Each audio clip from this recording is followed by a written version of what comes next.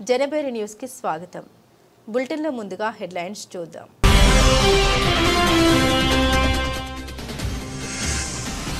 యాభైవ division new Rajarajeswaripeta మసీదు వద్ద కొత్త రోడ్ల నిర్మాణానికి శంకుస్థాపన చేసిన ప్రభుత్వ whip central MLA Bonda Umamaheswararao.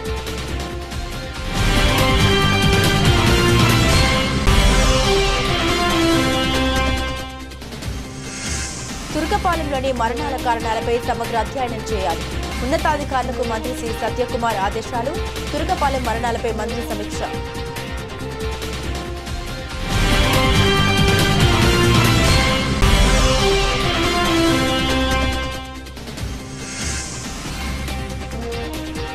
వర్షపు నీటి నిల్వకు శాశ్వత పరిష్కారం. సమీప కాల్వల్లోకి ప్రవాహ మార్గం చేపట్టండి. విజయవాడ నగరపాలక సంస్థ కమిషనర్ ధ్యానచంద్ర హెచ్ఎం.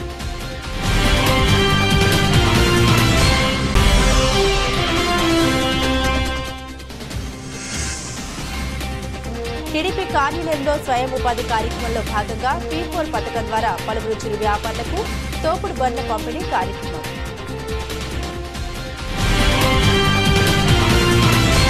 సెంట్రల్ నియోజకవర్గాన్ని మోడల్ నియోజకవర్గంగా తీర్చిదిద్దేందుకు అన్ని చర్యలు తీసుకుంటూ ఉన్నామని సెంట్రల్ ఎమ్మెల్యే బోండా ఉమా తెలిపారు. రాజరాజేశ్వరిపేటలో ఇళ్ల పట్టాల సమస్యలకు తగిన పరిష్కారం చూపామని, అలాగే కమ్యూనిటీ హాల్ను కూడా కేటాయించినట్టు వెల్లడించారు. విజయవాడ సెంట్రల్ నియోజకవర్గం 57వ డివిజన్ న్యూ రాజరాజేశ్వరిపేట మసీద్ వద్ద 1,38,00,000 వ్యయంతో కొత్త రోడ్ల నిర్మాణానికి శంకుస్థాపన జరిగింది. ప్రభుత్వ వైపు సెంట్రల్ ఎమ్మెల్యే బోండా ఉమామహేశ్వరరావు శిలాఫలకాన్ని ఆవిష్కరించి కొబ్బరికాయ కొట్టి పనుల్ని ప్రారంభించారు. ఈ సందర్భంగా బోండా ఉమా మాట్లాడారు. 2024లో ఎన్డీఏ ప్రభుత్వం ఏర్పడిన తర్వాత ఇప్పటి వరకు సెంట్రల్ నియోజకవర్గ అభివృద్ధి పనుల నిమిత్తం 250 కోట్లకు పైగా ఖర్చు చేశామని తెలిపారు. రోడ్లు, డ్రైన్లు, స్కూల్ భవనాలు, ఆరోగ్య కేంద్రాలు, కమ్యూనిటీ హాళ్లు, నీటి సరఫరా వంటి మౌలిక సదుపాయాల అభివృద్ధి నిరంతరం కొనసాగుతుందన్నారు. గత బుడమేరు వరదల కారణంగా దెబ్బతిన్న రోడ్ల పునరుద్ధరణకు ప్రత్యేక శ్రద్ధ చేపట్టినట్టు తెలిపారు. ప్రతి డివిజన్లో కమ్యూనిటీ హాళ్లను ఏర్పాటు చేయడంతో పాటు విద్య, వైద్యం, వీధి దీపాలు, పార్కులు వంటి రంగాల్లోనూ మెరుగైన వసతి కల్పించడానికి కృషి చేస్తున్నామని తెలిపారు. ఈ కార్యక్రమంలో డివిజన్ నాయకులు కబీర్, ఇమాన్యుయల్, రాజు, వేణు, పాండు, సురేష్, శృతి, లీలా, ఈశ్వరి, సరోజిని, సాయి, రేణుక, వరలక్ష్మి తదితరులు పాల్గొన్నారు.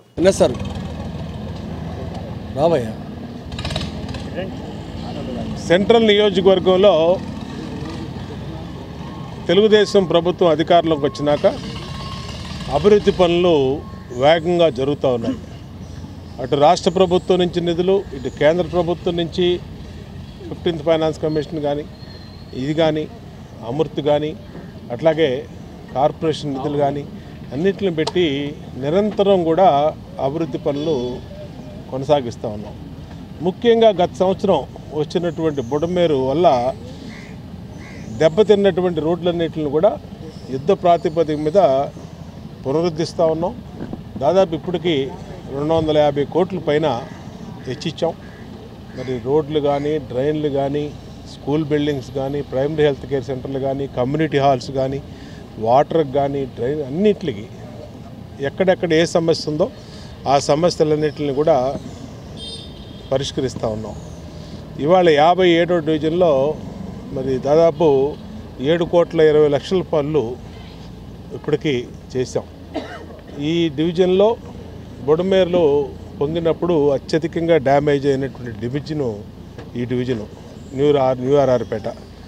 దీన్ని వెంటనే మరి మంత్రివర్గ దగ్గరికి, కమిషనర్ గారి దృష్టికి తీసుకెళ్ళాం. ఇవాళ పెద్ద ఎత్తున నిధులు తీసుకొచ్చి ఇవాళ రోడ్లన్నీ కూడా పూర్తి చేస్తూ ఉన్నాం. ఏది ఏమైనా సెంట్రల్ నియోజకవర్గంలో ఒక మోడల్ నియోజకవర్గంలో తీర్చిదిద్దడానికి అన్ని ప్రయత్నాలు జరుగుతూ ఉన్నాయి. అన్ని రకాలుగా అభివృద్ధి పనులు జరుగుతూ ఉన్నాయి. బీటీ రోడ్లు వేయాల్సిన చోట బీటీ రోడ్లు, సీసీ రోడ్లు వేయాల్సిన చోట సీసీ రోడ్లు అన్నీ కూడా జరుగుతూ ఉన్నాయి. అలాగే ఈ డివిజన్లో పెండింగ్లో ఉన్నటువంటి రిజిస్ట్రేషన్లు దాదాపు 1,500 రిజిస్ట్రేషన్లు కంప్లీట్ చేసాం. ఇంకా కొన్ని ఉన్నాయన్నారు. అవి కూడా త్వరలో జీవో ఎక్స్టెన్షన్ జరుగుతూ ఉంది. దాన్ని కూడా పూర్తి చేస్తాం.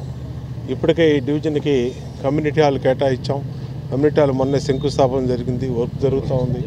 ఈ రోడ్లన్నింటిని కూడా త్వరలో పూర్తి చేస్తాం. ఏది ఏమైనా చాలా సంతోషంగా ఉంది. అందరం కలిసి డివిజన్ అభివృద్ధికి ఒకే లక్ష్యంతో పనిచేస్తూ ఉన్నాం. మా మాజీ ఫ్లోర్ లీడరు నాగవంశీ సామాజిక చైర్మన్ ఎరుపోతు రమణరావు, అలాగే మా స్థానిక కార్పొరేటర్ మా సోదరి శ్రీదేవి, డివిజన్ నాయకులు కబీర్ కానీ, అధ్యక్షులు కానీ, శృతి కానీ, లీలా కానీ, రాణి కానీ అందరూ కూడా దీంట్లో పాల్గొన్నందుకు సంతోషం. మరొకసారి డివిజన్ ప్రజలందరికీ హామీ ఇస్తా ఉన్నాం. ప్రతి ఒక్క రోడ్డు మీద దృష్టి పెట్టాం. ప్రతి ఒక్క రోడ్డు అభివృద్ధి చేస్తాం. ఎక్కడా కూడా ఎవరు కూడా ఇబ్బంది లేకుండా చూస్తాం. దీని వెనకాల చివర ఉన్నటువంటి కొన్ని రోడ్లు ఉన్నాయి. ఆ రోడ్లు కూడా శాంక్షన్ చేసాం. వాటికి ఇప్పటివరకు రోడ్లు అనేది లేక చాలా ఇబ్బంది పడుతూ ఉన్నారు. ఎక్స్టెన్షన్ జరుగుతూ ఉంది ఈ డివిజను వెనకాలకి. అవన్నిటిని కూడా పూర్తి చేస్తాం. తప్పనిసరిగా జవాబుదారితనంగా పనిచేస్తాం తెలియజేస్తాం.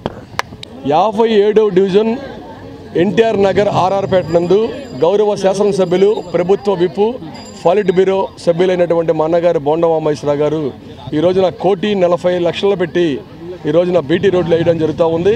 ఈ డివిజన్ పైన గత 5 సంవత్సరాల్లో కూడా అభివృద్ధికి ఆమడ దూరంలో ఉన్నటువంటి పరిస్థితుల్లో గత ప్రభుత్వం కానీ గత కార్పొరేటర్ కానీ నిర్లక్ష్యం వహించి ఈ డివిజన్ పట్టించుకోలేదు. ఈ రోజున మా ప్రభుత్వం 14 నెలలు అయిన తర్వాత కోట్లాది రూపాయలు అభివృద్ధి కార్యక్రమాలు చేస్తూ ఉన్నాం. దీంట్లో భాగంగా అధికారులతో కూడా మేము పూర్తిగా సమన్వయం చేసుకుంటూ ఎప్పటికప్పుడు వారి దృష్టికి తీసుకెళ్ళి, ఎమ్మెల్యే గారి దృష్టికి తీసుకెళ్ళి ఈ సమస్యను గౌరవ కమిషనర్ దృష్టికి కూడా తీసుకుని వెళ్తూ ఉన్నాం. అన్నీ కూడా జరుగుతూ ఉన్నాయి. కానీ సచివాలయంలో టౌన్ ప్లానింగ్ ఉన్నటువంటి జమీల్ అనే వ్యక్తి చిన్నపాటి ఎవరైనా సరే ఒక 40 గజాల్లో ఇల్లు సరిపోక పైన వేసుకుంటే ఆ టౌన్ ప్లానింగ్ సునీత మేడం గారు ఒప్పుకున్నా సరే ఇతను ఒప్పుకోవట్లేదు. 25,000, 30,000, 40,000, 50,000 రూపాయలు డిమాండ్ చేస్తూ ఉన్నాడు. ఎవరు లేనప్పుడు గబాలన వచ్చి దాన్ని పగలగొట్టే పరిస్థితి వస్తుంది. నేను మా శాసనసభ్యుని దృష్టికి తీసుకెళ్లాను. మరలా కూడా ఈరోజు మాట్లాడతాం కమిషనర్కి అతని పైన. ఎందుకంటే అత్యంత అవినీతిపరుడు. అతను చిన్న ఉద్యోగి, సచివాలయంలో చిన్న ఉద్యోగి. కానీ అది అతను సంపాదన మాత్రం నెలకి 4-5 లక్షల రూపాయల సంపాదన. ఇతని పైన కఠినంగా శిక్షించాలని చెప్పేసి కమిషనర్ గారు మేము లెటర్ పెడతా ఉన్నాం. రేపే లెటర్ పెడతా ఉన్నాం. ఎమ్మెల్యే గారి దృష్టిలో కూడా తీసుకెళ్ళాం కనుక ఎమ్మెల్యే గారు పిలిపిస్తున్నారు. ఇటువంటి అధికారం ఉండడం వల్ల ప్రభుత్వానికి మచ్చ వస్తుంది.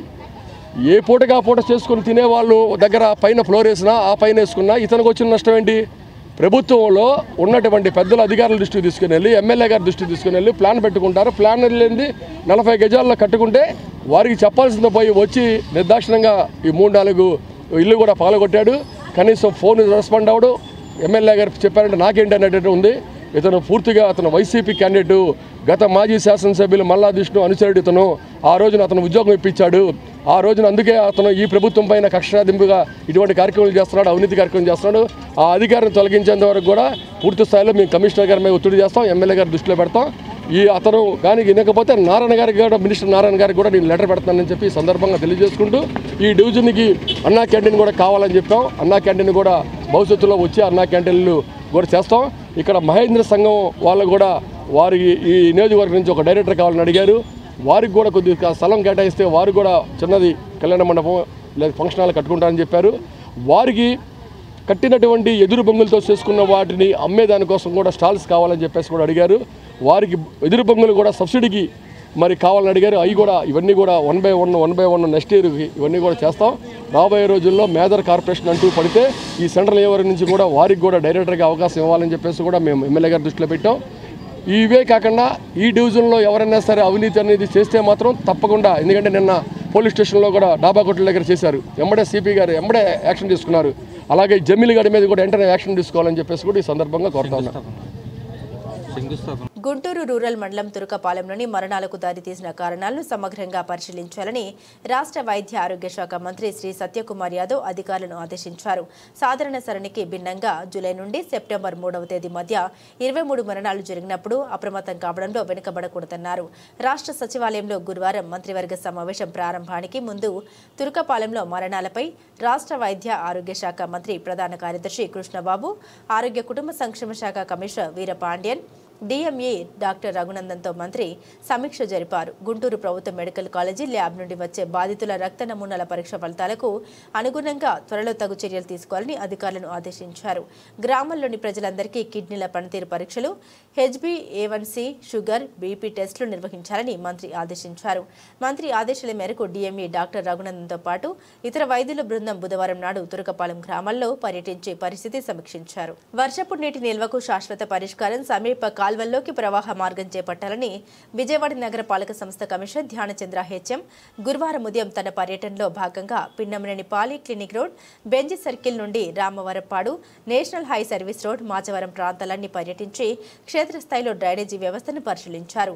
వర్షం కురిసినప్పుడల్లా Pinnamaneni polyclinic road, Jammichettu centre మరియు పరిసర ప్రాంతాల్లో వర్షపు నీటి నిల్వడానికి గల కారణాలు క్షేత్రస్థాయిలో పరిశీలించి వాటికి గల కారణాలు వాటిని అధిగమిస్తూ శాశ్వత పరిష్కారానికి ప్రణాళిక సిద్ధం చేయమని ఇంజనీరింగ్ అధికారులను ఆదేశించగా Benz circle highway service road వద్ద ఉన్న డ్రైన్ను పెంచాలన్న ప్రణాళిక కమిషనర్ ధ్యానచంద్ర ముందుకు అధికారులు తీసుకురాగా పిన్నమనేని పాలీక్లినిక్ రోడ్ నుండి పుల్లెటి కాలువ వరకు 2.5 కిలోమీటర్ల ఒక డ్రైన్ ప్రవహించే అవసరం ఎందుకు వస్తుందని సమీపంలో ఉన్న బందర్ కాల్వలోకి వాటిని మళ్లించేందుకు చర్యలు తీసుకునేటట్లు ప్రణాళిక సిద్ధం చేసి కార్యాచరణ మొదలుపెట్టాలని అధికారులను ఆదేశించారు.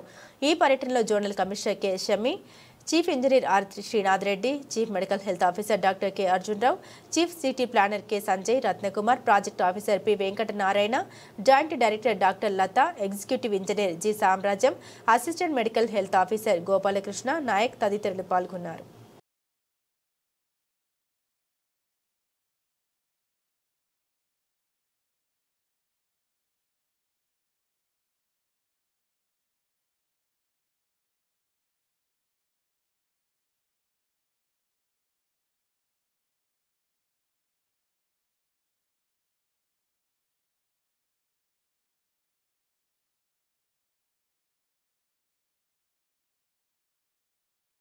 చిరు వ్యాపారులకు కూటమి ప్రభుత్వం అన్ని విధాలా అండగా ఉంటుందని సెంట్రల్ ఎమ్మెల్యే బోండా ఉమా తెలిపారు.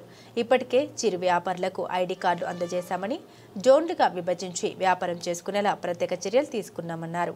P4 పథకంలో భాగంగా పలువురికి ఉపాధి నిమిత్తం తోపుడు బండ్లు పంపిణీ చేస్తున్నామని అన్నారు. విజయవాడ సెంట్రల్ నియోజకవర్గ టీడీపీ కార్యాలయంలో స్వయం ఉపాధి కార్యక్రమంలో భాగంగా P4 పథకం ద్వారా పలువురు చిరు వ్యాపారులకు తోపుడు బండ్ల పంపిణీ జరిగింది. ఈ కార్యక్రమంలో పార్టీ నాయకులతో కలిసి సెంట్రల్ నియోజకవర్గ ఎమ్మెల్యే బోండా ఉమా తోపుడు బండ్లను అందించారు. ఈ సందర్భంగా ఆయన మాట్లాడుతూ కూటమి ప్రభుత్వం అధికారంలోకి వచ్చినప్పటి నుండి చిరు వ్యాపారులకు అన్ని విధాలా అండగా నిలుస్తుందని తెలిపారు. ఇప్పటికే సెంట్రల్ నియోజకవర్గంలోని చిరు వ్యాపారులకు ఐడి కార్డులు ఇచ్చామని, వారిని జోన్లుగా విభజించి వ్యాపారుల కోసం ప్రత్యేకంగా మార్కింగ్ చేయడం వల్ల పోలీసులు కానీ ఇతరులు కానీ ఇబ్బంది పెట్టకుండా చర్యలు తీసుకున్నామని తెలిపారు. కూటమి ప్రభుత్వం అధికారంలోకి వచ్చినాక చిరు వ్యాపారులకి అన్ని రకాలుగా అండగా ఉంటా ఉన్నాం. ఇవాళ సెంట్రల్ నియోజకవర్గంలో స్ట్రీట్ వెండర్స్కి ఐడి కార్డులు ఇస్తున్నాం. ఆ ఐడి కార్డులే కాకుండా వాళ్ళకి జోన్లుగా విడదీసి గ్రీన్ జోను, అట్లాగే యామిక్ జోను, ఇలాగా జోన్లుగా విడదీసి వాళ్ళ వ్యాపారాలకి ఎటువంటి ఇబ్బంది లేకుండా మార్కింగ్ చేసి ఇవ్వటం వల్ల ఇటు పోలీసు వారు కానీ ఇంకొకళ్ళు కానీ వాళ్ళని డిస్టర్బ్ చేయకుండా, లేదంటే వేధించకుండా, ఫైన్స్ రాయకుండా అన్ని రకాలుగా వాళ్ళకి వాళ్ళ వ్యాపారం చేసుకొని రోజుకి 1000 రూపాయలు 1500 సంపాదించుకునే దానికి కమిషనర్ గారితో మాట్లాడాం. కమిషనర్ గారు కూడా దానికి అంగీకరించారు. కమిషనర్ గారి సహకారంతో మొత్తం సెంట్రల్ నియోజకవర్గంలో అన్ని చోట్ల కూడా స్ట్రీట్ వెండర్ జోన్స్ని పెట్టి ఆ జోన్స్లో వాళ్ళు ఏ వ్యాపారం సరే టిఫిన్ బళ్ళు కానీ, వస్తువులు అమ్ముకోవటం కానీ, బొమ్మలు కానీ, వెజిటబుల్స్ కానీ అన్ని రకాలుగా వాళ్ళు కావాల్సిన వ్యాపారం చేసుకునేటట్టుకు వాళ్ళకి చేస్తూ ఉన్నాం. అంతేకాకుండా కేంద్ర ప్రభుత్వం ఇచ్చినటువంటి మరొక సదుపాయం 10,000 రూపాయలు వాళ్ళకి ఎటువంటి హామీ లేకుండా, మరి తక్కువ వడ్డీకే ఇంట్రెస్ట్ కూడా లేకుండా వాళ్ళకి లోన్ ఇవ్వమని చెప్పి కూడా బ్యాంకులకు ఆదేశాలు ఇచ్చారు. అంటే బయట కాల్ మనీ తీసుకోవడం, అధిక వడ్డీలు తీసుకోవడం లేకుండా స్ట్రీట్ వెండర్స్ కోసం ఆ సదుపాయం కూడా ఉంది. అట్లాగే మా పార్టీ నాయకులు సొంత నిధులతో బళ్ళు, మరి టిఫిన్ బళ్ళు, ఇస్త్రీ బళ్ళు అవి కూడా ఏర్పాటు చేస్తూ ఉన్నాం. అంటే పేదవాళ్ళకి ఏదైతే ముఖ్యమంత్రి P4 పథకం అని పెట్టారో దాంట్లో భాగంగా అన్ని రకాలుగా అన్ని స్థాయిల్లో వాళ్ళకి సహాయ సహకారాలు అందిస్తూ ఉన్నాం. ఇవాళ సెంట్రల్ నియోజకవర్గ మరి ఎమ్మెల్యే కార్యాలయం దగ్గర దాదాపు 20 బళ్ళు అందరికీ కూడా ఇవ్వటం జరిగింది.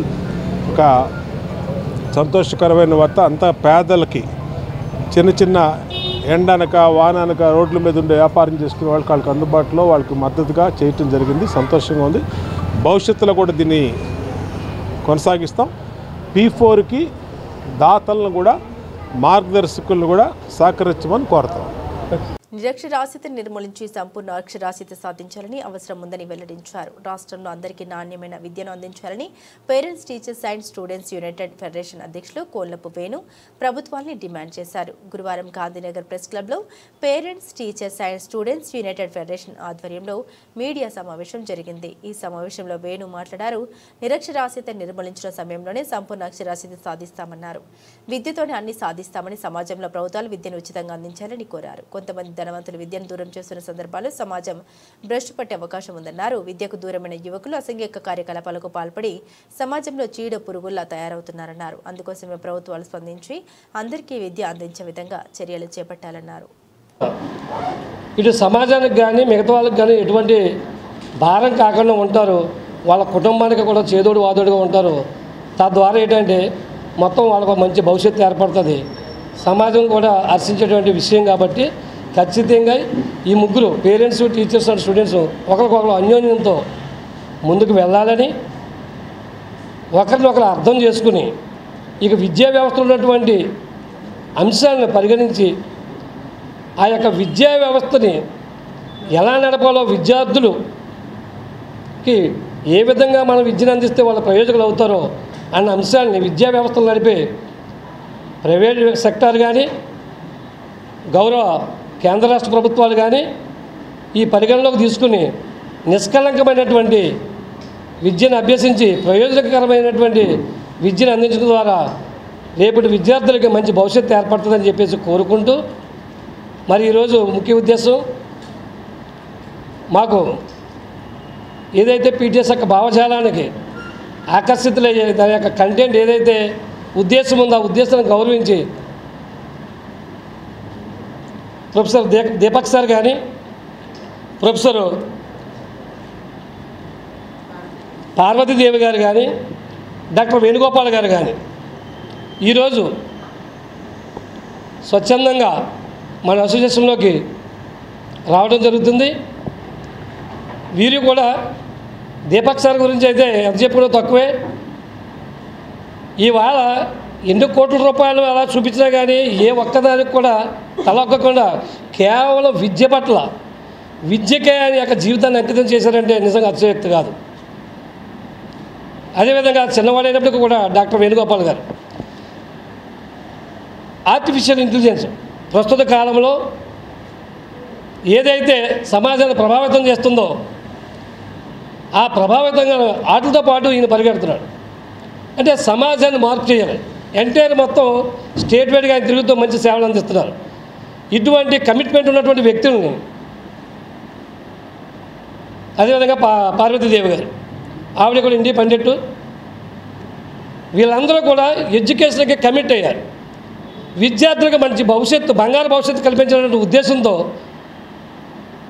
ముగ్గురు కలిపి ఉన్నారు, కంబైన్ ఉన్నారు. కాబట్టి ఇది అందరికీ కూడా చాలా తొందరగా సమాజంలో తీసుకెళ్ళవచ్చు, చాలా తొందరగా ప్రజలను మార్చేయొచ్చినటువంటి ఉద్దేశం వీళ్ళ ఏర్పడి దీన్ని ఏర్పాటు చేయడం జరిగింది. కాబట్టి మేమందరం కూడా పత్రిక ముఖంగా తెలియజేసింది ఒకటే సార్, దయచేసి ప్రజలకి ప్రభుత్వాలకు మధ్యన నిజమైనటువంటి భగవంతులుగా వ్యవహరిస్తున్నటువంటి మీడియా మిత్రులు అందరికీ నేను తెలియజేసింది ఒకటే, ఎన్నో ఒడిదుడుకులు మీరు పడి వాస్తవాన్ని చేరవేయాలనే ఉద్దేశంతో ఉన్నప్పటికీ కూడా కొన్ని అదృష్ట శక్తులు మరి కంటెంట్ని పైకెళ్ళకుండా చేసే ప్రయత్నం జరుగుతున్నాయి. కాబట్టి అటువంటి అన్నిటిగా అన్నీ కూడా అధిగమించి చేస్తాం. మీ అందరూ కూడా మరొకసారి ధన్యవాదాలు తెలియజేసుకుంటూ ఇప్పుడు దీపక్ మాస్టర్ మాట్లాడతారు. అంటే పిల్లవాడికి ప్రభుత్వ కళాశాలలో చదువుకునే పిల్లలకి నాణ్యమైన విద్య అందించాలి. అయితే అక్కడ అలాంటి పరిస్థితులు ఈ రోజుల్లో లేవు. ఎందుకు లేవు అని అంటే కార్పొరేట్ స్కూల్స్ వచ్చిన తర్వాత ఆ కార్పొరేట్ స్కూల్స్లో అడ్మిషన్స్ ఈ స్కూల్స్కి టర్న్ అయినాయి అనుకోండి, వాళ్ళకి అక్కడ లాస్ వస్తుంది. అందుకని నిబద్ధత కలిగినటువంటి అధ్యాపకులు అందరినీ ఏం చేస్తున్నారంటే ఒక చీకటి దెబ్బలాగా వాళ్ళ మీద కొన్ని లేనిపోయిన ఆరోపణలు చేసేసి వాళ్ళ మైండ్ సెట్ నాశనం చేసేసి అక్కడ మంచిగా చేసేటువంటి అధ్యాపకుల్ని, స్కూల్ టీచర్స్ని, హెచ్ఎంస్ని చాలా ఇబ్బందులు పెడుతున్నారు. ఇటీవల ఒక సినిమాలో కూడా మనం చూసాం, బాలకృష్ణ వెంకటేశ్వర సినిమాలో చూపించారు. ఎంత దారుణంగా అయిందంటే ఈరోజు ప్రభుత్వ కళాశాలలో టీచర్స్ పరిస్థితి, స్కూల్లోకి వెళ్ళి పిల్లల్ని మనం మందలించాలన్నా కూడా పక్కనున్న టీచర్ గారు వెంటనే కాగితం రాయించడం, లేదా పక్కనున్న కార్పొరేట్ స్కూల్లో ఆయన వెళ్ళిపోతే ఆ స్కూల్లో అడ్మిషన్లు మనకు వస్తాయి కదని చెప్పి ఆ ప్రభుత్వ స్కూల్ని డ్యామేజ్ చేయడం. అంతేకాదు చివరికి యాక్సిడెంట్లు కూడా చేసి చంపేసినటువంటి ఘనత మన రాష్ట్రంలో చూస్తున్నాం మనం ఇటీవల కాలంలో. లాస్ట్ గవర్నమెంట్లో మంచి పరిపాలన, మేము పరిపాలన వాళ్ళని ఎవరిని ఏమంటారు, రాజకీయ నాయకులు ఏమంటారు, నాడు నేడు అని ఒక కార్యక్రమం తీసుకొచ్చి ఫైనాన్షియల్ అసిస్టెన్స్ అనేది హెచ్ఎంల చేతుల మీద పెట్టారు. లోకల్లో ఉన్న కాంట్రాక్టర్ బిల్లింగ్ కట్టి బిల్లు పెడతాడు. పెట్టినప్పుడు దాని మీద సంతకం పెట్టాల్సింది ఎవరంటే హెచ్ఎం. 2-3 నెలల్లో రిటైర్ అయ్యేటువంటి హెచ్ఎం ఉంటే ఆ హెచ్ఎం దగ్గరికి వచ్చి ఆ నాడు నేడు బిల్లు మేము 10 లక్షలు బిల్లు కట్టాం, 10 లక్షలు బిల్లింగ్ కట్టాం, నువ్వు సంతకం పెట్టంటే, సార్ అంత అవలా కదా సార్, మీరు ఇప్పుడు ఇది పెడతారు, రేపు ఆడిట్కి వస్తే నాకు చాలా ఇబ్బంది అవుతుంది అని అంటే, నువ్వు సంతకం పెట్టవా, మాది పార్టీ, నెక్స్ట్ కూడా మా పార్టీ వస్తుంది, నువ్వు పెడతావా పెట్టవా అంతే. లేదు సార్ అన్ని బిల్స్ తండి ఆడిట్ చేయించి పెడతానంటే హెచ్ఎం గారు 8వ తరగతి చదువుతున్న ఆడపిల్లల మీద అసభ్యంగా బిహేవ్ చేశాడు. ఫోక్సో చట్టం అంటిస్తారు, 14 రోజులు రిమాండ్ అంతే. ఇలాంటి కేసులు చాలా జరిగినాయి. పల్లెటూరులో ఏజెన్సీ గ్రామాల్లో కొంతమంది టీచర్స్ని ట్రాక్టర్లతోటి, డీసీఎం వ్యాన్లతోటి, ఇసుక లారీలతోటి గుద్ది చంపేశారు. పాపం చాలా ఫ్యామిలీలు ఆ చావులు అది దేవుడికే తెలుసండి అని చెప్పన్నారు. కొంతమంది పార్టీ వాళ్ళు వెళ్ళి ఆయన చనిపోయాడు కదమ్మా ఈ నష్టపరిహారం తీసుకొని కాంప్రమైజ్ చేసి సెటిల్మెంట్ చేసి వచ్చారు. అలాంటి దౌర్భాగ్య రాష్ట్రంలో మన రాష్ట్రం ఉంది. ఇది అందరూ ప్రతి ఒక్కరు ఆలోచించాలి. విద్యని గనక నాశనం చేస్తే, సరస్వతిని నాశనం చేస్తే రేపొద్దున మీలో ప్రతి ఒక్కళ్ళు ఇబ్బంది పడతారు, నేను ఇబ్బంది పడతాను. అలాగే ఈరోజు ప్రైవేట్ స్కూల్స్లో చదువుతున్న పిల్లలు, కార్పొరేట్ స్కూల్స్లో చదువుతున్న పిల్లలు ఈ గేమ్స్కి అలవాటు పడ్డారు. అది ఇంకా దారుణమైన క్రైమ్ రేట్కి వెళ్ళిపోతున్నారు. తల్లిదండ్రులు మాటింటల్లా తల్లిదండ్రుల మీదే దాడులు చేస్తున్నారు, ఇళ్ళలో టీవీలు పాల్పడుతున్నారు. ఇది కొత్త జనరేషన్ ఆఫ్ స్టూడెంట్స్ త్వరలో మనం చూడబోతున్నాం మన పిల్లల రూపంలో. కాబట్టి పేరెంట్స్, టీచర్సు గవర్నమెంట్ సెక్టార్లో, ప్రైవేట్ సెక్టార్లో, కార్పొరేట్ సెక్టార్లో కోఆర్డినేషన్గా ఉంటే పిల్లలకి మంచి నాణ్యమైన విద్యను అందించి వాల్యూస్తో కూడిన విద్యని అందిస్తే మెరుగైన సమాజాన్ని మనం చూడగలుగుతాం. సెకండ్ వన్, యూనివర్సిటీస్లో రెగ్యులర్ పోస్టులు లేవు, అన్ని కార్పొరేట్ పోస్టులే నడుస్తున్నాయి.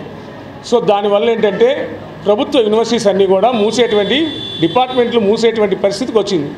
దాని మీద కూడా మన గౌరవ విద్యాశాఖ మంత్రి గారిని రిక్వెస్ట్ చేస్తున్నా, అయ్యా యూనివర్సిటీస్లో ఉన్నటువంటి రెగ్యులర్ పోస్టుల్ని అలాగే రీసెర్చ్కి అనువుగా యూనివర్సిటీని తీర్చిదిద్దాలని మిమ్మల్ని రిక్వెస్ట్ చేస్తున్నా. విజయవాడలోని Parvathaneni Brahmayya Siddhartha college of arts and science భౌతిక శాస్త్ర విభాగ ఆధ్వర్యంలో రాష్ట్రంలోనే మొదటిసారిగా అణుశక్తి సంబంధిత వైజ్ఞానిక ప్రదర్శన ఏర్పాటు చేయనున్నారు. ఈ నెల 8 నుండి 5 రోజుల పాటు కొనసాగే ఈ ప్రదర్శనలో తమిళనాడులోని కల్పగంలో Indira Gandhi research centre for atomic energy వారి సౌజన్యంతో 25 లైవ్ నమూనాను ప్రదర్శించనున్నట్లు కళాశాల ప్రిన్సిపల్ మేకా రమేష్ బాబు, భౌతిక శాస్త్రాధిపతి డాక్టర్ టిఎస్ కృష్ణ తెలిపారు. రాష్ట్రంలోనే తొలిసారిగా ఏర్పాటవుతున్న ప్రదర్శనకు సంబంధించిన పోస్టర్ను విజయవాడ సిద్ధార్థ కళాశాల కార్యాలయంలో విడుదల చేశారు. అనంతరం కళాశాల ప్రిన్సిపల్ మేకా రమేష్ బాబు, భౌతిక శాస్త్రాధిపతి డాక్టర్ టిఎస్ కృష్ణ మాట్లాడారు.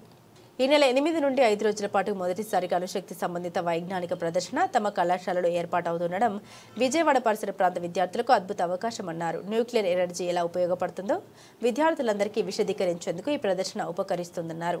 Indira Gandhi research centre for atomic energy వారి సౌజన్యంతో 25 లైవ్ నమూనాల్ని, 40 చార్ట్లను ఈ ప్రదర్శనలో ఉంటాయని వారు వివరించారు. సిద్ధార్థ ఆడిటోరియంలో ప్రతిరోజు ఉదయం 9:30 నుండి సాయంత్రం 3:30 వరకు సందర్శకుల కోసం ఈ ప్రదర్శన తెరిచి ఉంచుతామని, అవకాశాన్ని విజయవాడ పరిసర ప్రాంత వాసులంతా సద్వినియోగం చేసుకోవాలని వారు కోరారు. Good morning to all.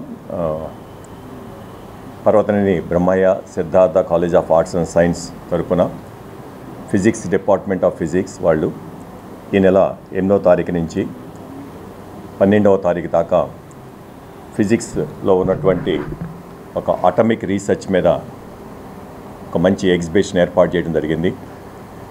Indira Gandhi centre for atomic research Kalpakkam వారు వాళ్ళ సౌజన్యంతో ఇక్కడ ఈ ఎగ్జిబిషన్ని ఏర్పాటు చేయడం జరుగుతోంది. ఇది అందరికీ కూడా ఓపెనే. ఈ 5 రోజులు స్టూడెంట్స్ అందరూ రావచ్చు. అన్ని స్కూల్స్ కానీ కాలేజీ విద్యార్థులు కానీ అందరూ కూడా రావడానికి వీలుగా అందరికీ ముందుగానే సమాచారం కూడా అందజేయడం జరిగింది. వాళ్ళు స్లాట్స్ బుక్ చేసుకోమని అడిగాం. వాళ్ళ స్లాట్స్ ప్రకారం వాళ్ళు వచ్చి ఆ వెన్యూకి వచ్చి ఆ ఎగ్జిబిట్స్ అన్నిటిని కూడా చూడటానికి అవకాశం ఉంటుంది. ఇది ఒక ఇలాంటి అవకాశం అద్భుతమైన అవకాశం, మరలా వచ్చేటటువంటి అవకాశం కాదు. కనుక పబ్లిక్ అందరూ కూడా అంటే స్కూల్స్ చిల్డ్రన్ కానీ కాలేజీ స్టూడెంట్స్ కానీ అందరూ కూడా తప్పనిసరిగా వచ్చి ఈ అవకాశాన్ని వినియోగించుకోవాలని చెప్పి మేమందరం కోరుకుంటున్నాం. ఇప్పుడు ఫిజిక్స్ డిపార్ట్మెంట్ వారు మిగిలిన విషయాలు ఇక్కడికి వచ్చేసిన పాత్రికేయులందరికీ భౌతిక శాస్త్రం తరఫున శుభాభినందనలండి.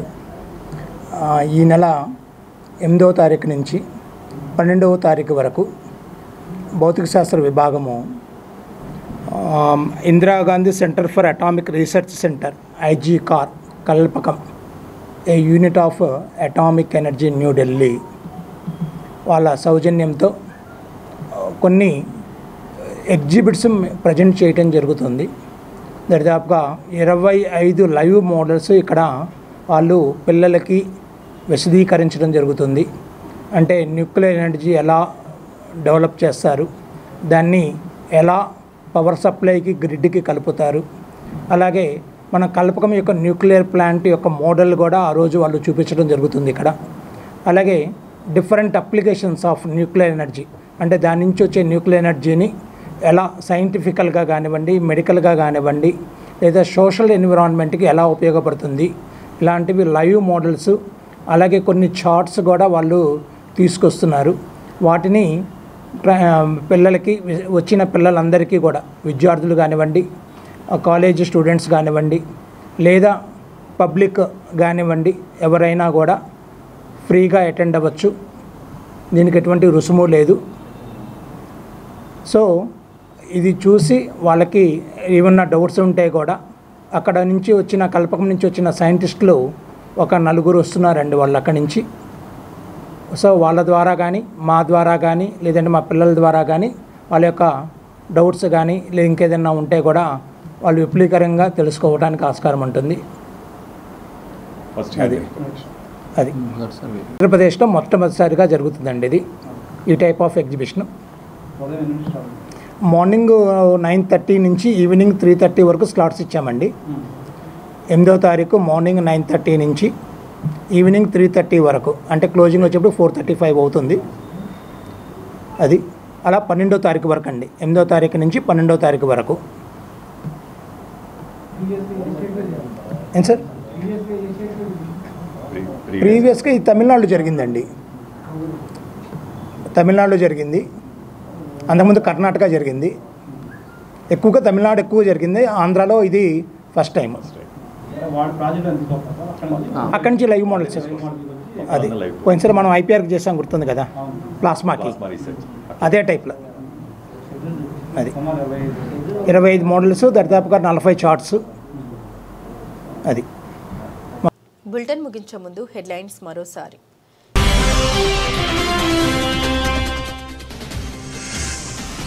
యాభైవ డివిజన్ న్యూ రాజరాజేశ్వరిపేట మసీదు వద్ద కొత్త రోడ్ల నిర్మాణానికి శంకుస్థాపన చేసిన Amaravati whip central MLA Bonda Umamaheswararao.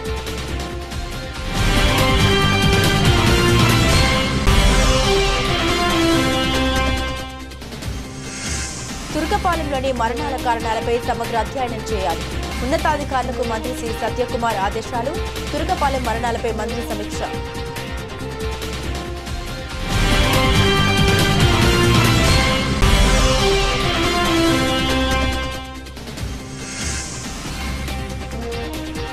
వర్షపు నీటి నిల్వకు శాశ్వత పరిష్కారం. సమీప కాల్వల్లోకి ప్రవాహ మార్గం చేపట్టండి.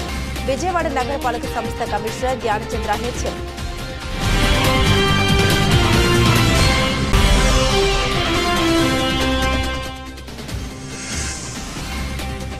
టీడీపీ కార్యాలయంలో స్వయం ఉపాధి కార్యక్రమంలో భాగంగా P4 పథకం ద్వారా పలువురు చిరు వ్యాపారులకు తోపుడు బండ్ల పంపిణీ కార్యక్రమం.